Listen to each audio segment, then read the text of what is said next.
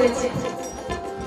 আমি গোসাইদের মুখে শুনেছি, গোসাইরা বলতে মা যদি শুনিস তো কানে ঢুকিয়ে রাখবি, বার করবি না। আমার এটার মানে কি বাবা? বলছো সাধু, সাধু কথাটা খুব উচ্চাঙ্গের বাবা।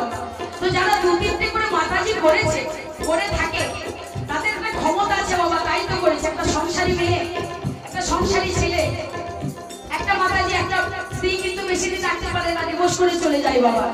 কিন্তু তাদের ক্ষমতা থাকে, তাদের কাছ থেকে যেতে পারে না। কত আসে বাবা, তাদের কাছে থাকে, তাদের ক্ষমতা আছে। সংসারে নেই তাই করেনি, তারা আলোচনা করে। হরি বল